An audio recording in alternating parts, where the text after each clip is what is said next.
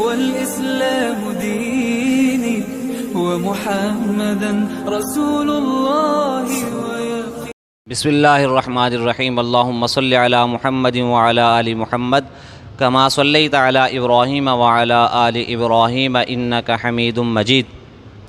محترم اور عزیز ساتھیوں، اپنے اس بیان میں ہم آپ علیہ الصلاۃ والسلام کی ولادت باسعادت کو ذکر کریں گے۔ اس سے پہلے ایک ضابطہ جس کا بیان کرنا بہت ضروری ہے تاکہ اگلی بات سمجھ میں آ جائے، وہ یہ ہے کہ ولادت کے ساتھ خوشی کا ہونا یہ قیام دنیا سے لے کر تا قیامت تک رہے گا۔ خوشی کا تعلق ولادت کے ساتھ، یعنی ولادت کے ساتھ خوشی، اور وفات کے ساتھ غم، یہ ہمیشہ شروع سے ہے اور آخر تک رہے گا۔ تو ہم کیونکہ ولادت کو بیان کر رہے ہیں، اس لیے ولادت کے ضابطے کو بھی سمجھ لیجئے کہ جب بھی ولادت ہوگی تو خوشی بھی پائی جائے گی، اور خاص طور پر جب آپ علیہ الصلاۃ والسلام کی ولادت ہو، جو کہ پوری کائنات کے سب سے بڑی ولادت ہے، سب سے عظیم الشان ولادت ہے، تو آپ علیہ الصلاۃ والسلام کی ولادت پر خوشی کا کیا کہنا؟ ایک ہے ولادت، ایک ہے یوم ولادت۔ ولادت پر خوشی کرنا یہ تو ثابت ہے، یوم ولادت پر خوشی منانا سوال اس پہ ہے۔ ولادت کی خوشی، اس میں کسی کا اختلاف نہیں ہے، اختلاف اس بات ہے کہ یوم ولادت پر خوشی کا منانا اس کی کیا حیثیت ہے، یہ بات بعد میں کریں گے۔ اس سے پہلے ہم آپ علیہ الصلاۃ والسلام کی ولادت کو ذکر کرتے ہیں کہ آپ علیہ الصلاۃ والسلام کہاں پیدا ہوئے، کس شہر میں پیدا ہوئے، کون سے مہینے میں پیدا ہوئے، اور کس دن پیدا ہوئے، کس وقت میں پیدا ہوئے۔ تو آپ علیہ الصلاۃ والسلام کے بارے میں کہ کس تاریخ کو پیدا ہوئے، اکثر محدثین اور اکثر مورخین کا یہ کہنا ہے کہ آپ علیہ الصلاۃ والسلام کی جو پیدائش ہے وہ 8 ربیع الاول کی ہے، لیکن مشہور یہ ہے کہ آپ علیہ الصلاۃ والسلام 12 ربیع الاول کو پیدا ہوئے۔ البتہ صحابہ میں عبداللہ بن عباس رضی اللہ تعالیٰ عنہما، حضرت جبیر بن مطعم رضی اللہ تعالیٰ عنہ، اور علامہ قطب الدین قسطلانی رحمہ اللہ، علامہ سہیلی رحمہ اللہ، ان حضرات کا بھی یہی مسلک ہے کہ آپ علیہ الصلاۃ والسلام کی پیدائش 8 ربیع الاول کو ہوئی، اور محمد بن عقیل اور علامہ دمیاطی علیہما الرحمۃ کے نزدیک آپ علیہ الصلاۃ والسلام کی جو پیدائش ہے وہ 12 ربیع الاول کی ہے۔ یہ دونوں قول ملتے ہیں۔ ہمیں اس بحث میں نہیں جانا کہ آپ علیہ الصلاۃ والسلام کی ولادت کون سی تاریخ کو ہوئی ہے۔ ولادت ثابت ہے، کسی بھی تاریخ کو ہو، چاہے وہ 8 کو ہو، 10 کو ہو، 12 کو ہو، ہمیں اس سے زیادہ بحث نہیں ہے۔ اصل بات یہ کہ آپ علیہ السلام کی ولادت اور ولادت پر خوشی۔ تو آپ علیہ الصلاۃ والسلام کی ولادت ہوئی 12 ربیع الاول کو یا 8 ربیع الاول کو۔ یہ 12 اور 8 کی وجہ یہ ہے کہ آپ علیہ الصلاۃ والسلام کی جو ولادت ہوئی ہے وہ اصحاب فیل کے یا تو 50 دن کے بعد ہوئی ہے یا 55 دن کے بعد۔ اگر 50 دن کے بعد ہوئی ہے تو پھر تو 8 ربیع الاول تقریباً بنے گا، اور اگر 55 دن کے بعد ہوئی ہے تو پھر 12 ربیع الاول بنے گا۔ اس کی وجہ سے اختلاف ہوا۔ آپ علیہ الصلاۃ والسلام کی ولادت کہاں ہوئی؟ مکہ میں ہوئی، ابو طالب کے مکان میں ہوئی۔ آپ علیہ الصلاۃ والسلام کی ولادت کس مہینے میں ہوئی، اس میں بھی تھوڑا سا اختلاف ہے۔ بعض رات فرماتے ہیں کہ ربیع الثانی میں ہوئی، اور بعض رات فرماتے ہیں ماہ سفر میں ہوئی، بعض کا کہنا یہ ہے کہ ماہ رجب میں ہوئی، اور بعض کا کہنا یہ ہے کہ ماہ رمضان المبارک میں ہوئی، لیکن صحیح تر قول یہ ہے کہ آپ علیہ الصلاۃ والسلام کی ولادت باسعادت ربیع الاول کے مہینے میں ہوئی، اور آپ علیہ الصلاۃ والسلام کی ولادت پیر کے دن ہوئی۔ پیر کے دن میں ہوئی ہے یا رات میں ہوئی ہے، اس میں بھی تھوڑا سا اختلاف ہے، بعض روایتوں میں آتا ہے کہ رات میں، بعض میں آتا ہے دن میں۔ تو ایک روایت ایسی ملتی ہے جس سے تطبیق ہو جاتی ہے۔ عبداللہ بن عاص رضی اللہ عنہ کی روایت ہے، وہ فرماتے ہیں کہ آپ علیہ الصلاۃ والسلام کی جو ولادت ہے طلوع فجر کے وقت ہوئی۔ اس سے دونوں روایتوں میں تطبیق ہو جاتی ہے کہ طلوع فجر کا وقت ایسا ہے کہ دن کی ابتدا ہے اور رات کی انتہا ہے۔ تو جن حضرات نے کہا کہ رات کے وقت میں ہوئی کیونکہ رات کی انتہا تھی، اور جن حضرات نے کہا کہ دن میں ہوئی تو دن کی ابتدا تھی۔ اصل بات یہ کہ آپ علیہ الصلاۃ والسلام کی ولادت طلوع فجر کے وقت ہوئی، اور آثار کیونکہ رات سے ہی شروع ہو گئے تھے تو اس لیے بعض رات نے اس کو مد نظر رکھتے ہوئے رات کا ذکر کیا۔ بہرحال آپ علیہ الصلاۃ والسلام کی ولادت طلوع فجر کے وقت ہوئی، اور کس شاندار انداز سے ہوئی، اور اللہ رب العزت نے، اہل خانہ نے تو جو خوشی منائی، اس کے علاوہ اللہ رب العزت نے کتنی عزت سے نوازا اور کیسا شاندار استقبال کیا، ایسا شاندار استقبال کیا کہ اب استقبال کرنے والے اگر 100 مرتبہ بھی مر کے دوبارہ زندہ ہو جائیں تو ایسا استقبال نہیں کر سکتے۔ کیا استقبال ہوا کہ آپ علیہ الصلاۃ والسلام کی ولادت کی خوشی میں اللہ رب العزت نے اس سال تمام ماؤں کو بیٹے عطا فرمائے، کسی کو بھی بیٹی عطا نہیں فرمائی، سب کو اللہ رب العزت نے بیٹے عطا فرمائے۔ اب بیٹی کی جو نفی ہو رہی ہے، اس کا مقصد یہ نہیں ہے کہ بیٹی کی نفی کر دی جائے، لیکن بہرحال روایتوں میں اسی طریقے سے آتا ہے، بیٹی کی اپنی خوشی ہے اور بیٹے کی اپنی خوشی ہے، لیکن آپ علیہ الصلاۃ والسلام کی ولادت پر ایسا ہوا۔ اور اس کے ساتھ ساتھ ایک سمندر کی مچھلیوں نے دوسرے سمندر کی مچھلیوں کو جا کر اطلاع دی کہ اللہ کے نبی پیدا ہوئے۔ آپ علیہ الصلاۃ والسلام جب دنیا میں تشریف لائے تو آپ علیہ الصلاۃ والسلام، بچہ جب پیدا ہوتا ہے تو اس کی ناف ہوتی ہے جسے کاٹنی پڑتی ہے، آپ علیہ الصلاۃ والسلام بغیر ناف کے آئے۔ بچہ جب پیدا ہوتا ہے تو اس کی ختنہ کرنی پڑتی ہے، آپ علیہ الصلاۃ والسلام قدرتی طور پر مختون پیدا ہوئے، ختنہ کی ضرورت نہیں۔ اور آپ علیہ الصلاۃ والسلام پر معجزاتی طور پر جب آپ دنیا میں تشریف لائے تو اللہ رب العزت نے ایسا آپ کا پردہ کیا کہ آپ علیہ الصلاۃ والسلام کا سطر نظر نہیں آیا۔ بچہ جب پیدا ہوتا ہے تو اس کے جسم پر آلائش گندگی وغیرہ ہوتی ہے، آپ علیہ الصلاۃ والسلام اس آلائش اور گندگی سے پاک اور صاف تھے۔ یہ سارا آپ کا استقبال ہو رہا ہے، اللہ کی طرف سے ایسا استقبال ہو رہا ہے کہ کوئی کرنا بھی چاہے تو نہیں کر سکتا، لیکن کرنا یا نہیں کرنا یہ بات کی بات ہے۔ پھر حضرت ارباز بن ساریہ رضی اللہ عنہ فرماتے ہیں کہ آپ علیہ الصلاۃ والسلام کی والدہ ماجدہ حضرت آمنہ رضی اللہ تعالیٰ عنہ نے ولادت کے وقت ایک نور دیکھا، جس نور سے شام کے محلات روشن ہو گئے۔ گھر میں ایک نور دیکھا اور اس نور سے شام کے محلات روشن ہو گئے۔ اللہ نے ایسا استقبال کیا کہ آپ علیہ الصلاۃ والسلام کی ولادت مکہ میں ہو رہی ہے اور محلات شام میں روشن ہو رہے ہیں، آپ کی روشنی شام میں پہنچ رہی ہے۔ اور ایک روایت میں آتا ہے کہ بصرہ کے محلات روشن ہو گئے۔ بصرہ یہ شام کا ایک شہر ہے، اور ان کے روشن ہونے کا مقصد یہ تھا، علماء فرماتے ہیں کہ آپ علیہ الصلاۃ والسلام کی نبوت کا نور وہاں تک پہنچے گا، یعنی دین وہاں تک پہنچ کر رہے گا۔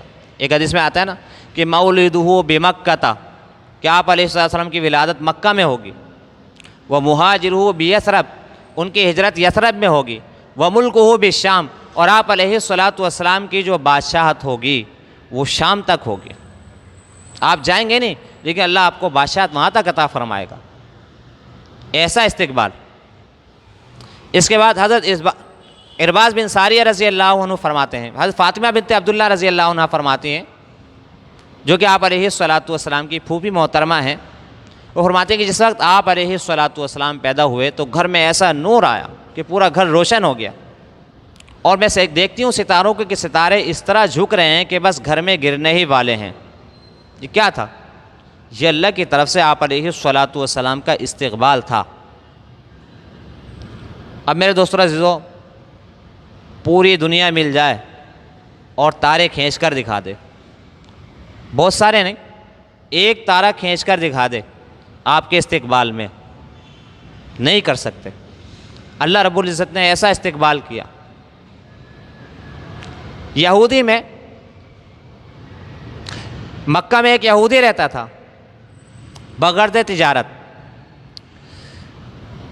اسی رات کو اس نے قریش کے لوگوں سے کہا کہ اس رات میں کوئی بچہ پیدا ہوا ہے۔ انہوں نے کہا ہمیں تو نہیں معلوم۔ تو اس نے کہا جاؤ تحقیق کرو، اس رات میں اللہ کا نبی پیدا ہوا ہے، اور اس کی خصوصیت یہ ہوگی کہ اس کے دونوں شانوں کے درمیان، کندھوں کے درمیان مہر نبوت ہوگی، اور وہ 2 دن تک دودھ نہیں پیے گا۔ اس کی وجہ یہ ہوگی کہ جنی نے ان کے منہ پر انگلی رکھی ہوئی ہوگی۔ اب جب تحقیق کی تو پتہ چلا کہ عبداللہ کے یہاں اولاد پیدا ہوئی ہے، یعنی حضور پیدا ہوئے ہیں۔ تو واقعہ اور بات بالکل سچ نکلی۔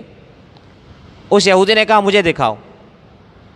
اب جب یہودی دیکھنے کے لیے گیا، اس نے دونوں شانوں کے درمیان مہر نبوت دیکھی تو بے ہوش ہو گیا، اور جب ہوش آیا تو کہنے لگا خدا کی قسم، نبوت بنی اسرائیل سے نکل کر بنی اسماعیل میں چلی گئی۔ اللہ نے یہ شان آپ کو عطا فرمائی۔ اس کے بعد ایسا بھی ہوا کہ آپ علیہ الصلاۃ والسلام جب پیدا ہوئے تو ایوان کسریٰ کے 14 کنگرے ٹوٹ گئے۔ ایسا شاندار استقبال، ہم تو ایک کنگرے کو بھی نہیں توڑ سکتے، 14 کنگرے ٹوٹ کر گر گئے۔ اس سے کسریٰ کی پریشانی میں اضافہ ہوا کہ آخر ایسی کیا بات ہے۔ پھر اگلے دن اسے یہ خبر ملی کہ فارس میں 1000 سال سے جو آتش قدر روشن تھا وہ بھی بجھ گیا۔ یہ بھی آپ علیہ الصلاۃ والسلام کی استقبال میں ہوا، ولادت کے استقبال میں ہوا۔ یہ میں آپ کو مختصر کر کے سنا رہا ہوں۔ تو اللہ رب العزت نے ولادت کے وقت میں جو اللہ کی طرف سے استقبال ہوا، اس کا تھوڑا سا حصہ میں نے آپ کو بیان کیا ہے۔ اب اس سے ایسا لگتا ہے کہ جب اللہ رب العزت نے ولادت پر استقبال کیا ہے تو ہم کیوں نہ استقبال کریں۔ تو اس کے لیے میں وہی بات دہراؤں گا جو پہلے دہرائی تھی کہ ایک ہے ولادت اور ایک ہے یوم ولادت۔ ولادت کی خوشی بالاتفاق سب کے نزدیک ہے، لیکن یوم ولادت کی خوشی ہے یا نہیں، اس کے لیے ہمیں آپ علیہ الصلاۃ والسلام کی زندگی کو دیکھنا پڑے گا۔ 12 ربیع الاول کو جب آپ علیہ الصلاۃ والسلام پیدا ہوئے، اس سے اگلے 12 ربیع الاول کو آپ علیہ الصلاۃ والسلام پورے 1 سال کے ہو گئے، اور ایسا کوئی استقبال نظر نہیں آتا جو آپ کی ولادت پر تھا۔ یوم ولادت پر کوئی استقبال نظر نہیں آتا۔ ولادت پر جو استقبال تھا وہ یوم ولادت پر نہیں تھا، حتیٰ کہ 40 سال کی عمر تک ہمیں یوم ولادت پر کوئی استقبال نظر نہیں آتا۔ حتیٰ کہ آپ علیہ الصلاۃ والسلام کی 23 سالہ نبوت کی جو زندگی ہے، اس 23 سال کے عرصے میں بھی ہمیں یوم ولادت پر استقبال نظر نہیں آتا، وہاں تو ہمیں کہیں نظر نہیں آتا۔ پھر صحابہ یعنی خلفائے راشدین کا تقریباً 30 سال کا عرصہ ہے، اس میں بھی ہمیں یوم ولادت پر کہیں استقبال نظر نہیں آتا، نہ صراحتاً، نہ دلالتاً، نہ اشارتاً، کچھ بھی سمجھ میں نہیں آتا۔ اور یوم ولادت پر جو آج کل کا استقبال ہے، ایسا استقبال کہ جو شریعت کے ضابطوں کو بالکل تہس نہس کر کے رکھ دے اور پھر اس کو دین کا حصہ بنایا جائے، اور نہ کرنے والوں پر، روکنے والوں پر فتووں کی بوچھاڑ ہو، فتووں کی بھرمار ہو، یہ سب میں اور آپ اس ماحول میں دیکھ رہے ہیں۔ تو اگر آپ علیہ الصلاۃ والسلام کی زندگی، صحابہ کی زندگی اور حقیقت ہمارے سامنے ہوگی تو ہمیں کوئی پریشان نہیں کر سکتا، کیونکہ جب دیکھنے والا یہ ماحول دیکھتا ہے تو متاثر ہوتا ہے۔ انسان کی فطرت ماحول کا اثر لیتا ہے تو وہ متاثر ہوتا ہے، اور دل میں اس کے یہ بات آتی ہے کہ آخر اتنا کچھ ہو رہا ہے، کچھ تو ہے، لیکن اگر شریعت کی طرف اس کی نظر ہوگی اور آپ علیہ الصلوۃ والسلام کی زندگی کی طرف نظر ہوگی تو پھر وہ پریشان نہیں ہوگا۔ حتیٰ کہ ایک دوست نے مجھ سے یہی سوال کیا کہ اتنا کچھ ہو رہا ہے، آخر کچھ تو ہے، کہیں ہم گناہ گار تو نہیں ہو رہے؟ میں نے کہا گناہ گار عقاب کے لیے اور ثواب کے لیے ضابطہ شریعت ہے، موجودہ ماحول نہیں ہے۔ اس کو میں نے پھر پوری تفصیل سے سمجھایا، معرض الوفات کے بارے میں بتایا، وفات کے بارے میں بتایا، ولادت کے بارے میں بتایا، یوم ولادت کے بارے میں بتایا۔ اس نے کہا کہ اب مجھے سمجھ میں آ گیا، اب میں پریشان نہیں ہوں گا۔ اسی طرح یہ تفصیل سب کے سامنے ہونی چاہیے کہ ولادت کی خوشی بالکل برحق ہے، اس میں کوئی شک نہیں ہے، لیکن یوم ولادت کی خوشی اس کی کیا حیثیت ہے؟ تو آپ علیہ الصلوۃ والسلام کی 63 سالہ زندگی میں ہمیں یوم ولادت کی خوشی کہیں بھی نظر نہیں آتی، نہ اشارتاً، نہ صراحتاً، نہ دلالتاً۔ جب آپ علیہ الصلوۃ والسلام کی زندگی میں ہمیں یہ چیزیں نظر نہیں آ رہی تو یہ دین کا حصہ کیسے بن سکتے ہیں؟ حتیٰ کہ جو لوگ اس کام کو کر رہے ہیں، جو یہ خوشیاں منا رہے ہیں، ان میں ایک طبقہ ایسا بھی ہے جو سچ بات کہتا ہے، دل کی بات کرتا ہے۔ وہ کیا کہتا ہے؟ وہ کہتا ہے کہ اس کا شریعت سے کوئی تعلق نہیں ہے، بس ہمارا دل چاہتا ہے ہم اس لیے مناتے ہیں۔ دل کی بات کر کے کم از کم وہ اللہ کے یہاں کسی نہ کسی درجے میں بری ذمہ ہو جاتے ہیں۔ اگلی بات یہ ہے کہ اس پہ جو فکرے کسے جاتے ہیں اور اس پر جو آوازیں لگتی ہیں، اس میں سے ایک آواز ہے کہ آپ علیہ الصلوۃ والسلام کی آمد ہے، آپ علیہ الصلوۃ والسلام آ رہے ہیں۔ کتنا بڑا جھوٹ ہے! آپ علیہ الصلوۃ والسلام آئے اور آ کر چلے بھی گئے۔ آپ علیہ الصلوۃ والسلام کی ولادت مکہ میں ہوئی تو اللہ نے استقبال کیا، اور آمد کی بات ہے تو آپ علیہ الصلوۃ والسلام کی ہجرت کے وقت آمد ہوئی مدینہ میں تو بھی استقبال ہوا، کیونکہ آمد ہوئی تھی۔ آپ علیہ الصلوۃ والسلام بنفس نفیس تشریف لائے تھے، آپ کی آمد تھی، اس آمد پر آپ کا استقبال ہوا۔ اب آپ علیہ الصلوۃ والسلام دنیا ہی سے چلے گئے تو آمد کا اور آنے کا کیا تصور؟ ہاں، اگر واقعی میں آمد ہے اور آپ علیہ الصلوۃ والسلام آ رہے ہیں تو ہمیں بتایا جائے کہاں سے آ رہے ہیں، کس وقت آ رہے ہیں، کس دن میں آئیں گے، کس تاریخ کو آئیں گے۔ اگر یہ بات واقعی میں حقیقت ہے اور ثابت ہو جاتی ہے تو واقعی میں ایسا استقبال ہو کہ جہاں تک ہم سے ہو سکے ہم آپ علیہ الصلوۃ والسلام کا استقبال کریں،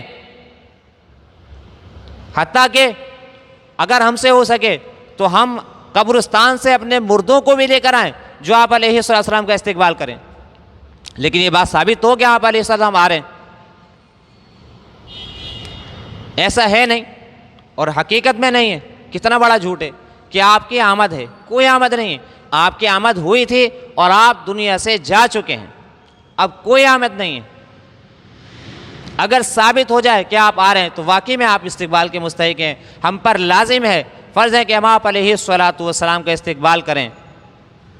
لیکن کوئی آمد نہیں ہے، جو دنیا سے چلا گیا ہمیں ہمارے نبی نے یہی بتایا کہ دنیا سے جانے کے بعد کسی کی پھر دنیا میں واپسی نہیں ہے۔ اور پھر جب حضرت جبریل علیہ السلام نے جواباً یہ کہا وَلَلْآخِرَةُ خَيْرٌ لَكَ مِنَ الْأُولَىٰ کہ آخرت آپ کے لیے دنیا سے بہتر ہے۔ پھر آپ نے بھی خطبے میں جمعرات والے دن ظہر کی نماز کے بعد یہ کہا کہ اللہ نے دنیا کی نعمتوں کا بھی اختیار دیا اور آخرت کی نعمتوں کا بھی اختیار دیا، تو اس بندے نے آخرت کی نعمتوں کو اختیار کیا، پسند کیا۔ آپ نے تو آخرت کو پسند کر لیا، آپ دنیا میں کیوں آئیں گے؟ تو یہ آوازیں لگتی ہیں اور فکرے کسے جاتے ہیں کہ سوائے ابلیس کے جہاں میں سبھی تو خوشیاں منا رہے ہیں۔ اب اگر تم نے یہ کام کرنا ہی ہے تو عزت کے ساتھ کر لو، احترام کے ساتھ کر لو، اپنے حد میں رہ کر لو۔ ایسا نہیں، عزت کسی کسی کو راس آتی کہ سوائے ابلیس کے جہاں میں سبھی تو خوشیاں منا رہے ہیں۔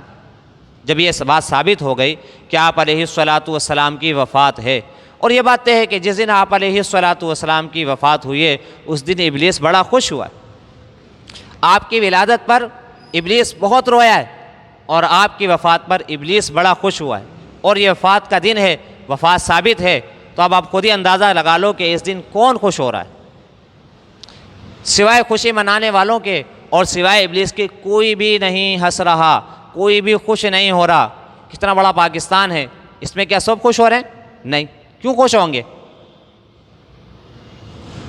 اپنے ایمان کو خراب کرنا ہے کہ آپ علیہ الصلوۃ والسلام کی وفات کا موقع ہے اور خوشیاں منائی جائیں.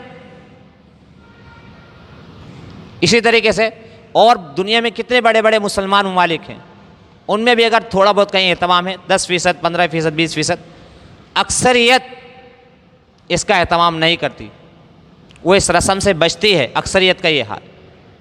تو آپ نے یہ کیسے کہہ دیا کہ سوائے ابلیس کے جہاں میں سبھی تو خوشیاں منا رہے ہیں؟ بلکہ یہ جملہ ایسا ہے کہ سوائے ابلیس اور آپ کے کوئی بھی خوش نہیں ہو رہا. تو ولادت آپ علیہ الصلاۃ والسلام کی ہوئی، استقبال ہوا، استقبال کا تعلق، خوشیوں کا تعلق ولادت سے ہے، یوم ولادت سے نہیں ہے. ہمیں آپ علیہ الصلاۃ والسلام کی زندگی سے یہی سمجھ میں آتا ہے. اللہ رب العزت سمجھ کر عمل کرنے کی توفیق عطا فرمائے. وآخر دعوانا الحمدللہ رب العالمین.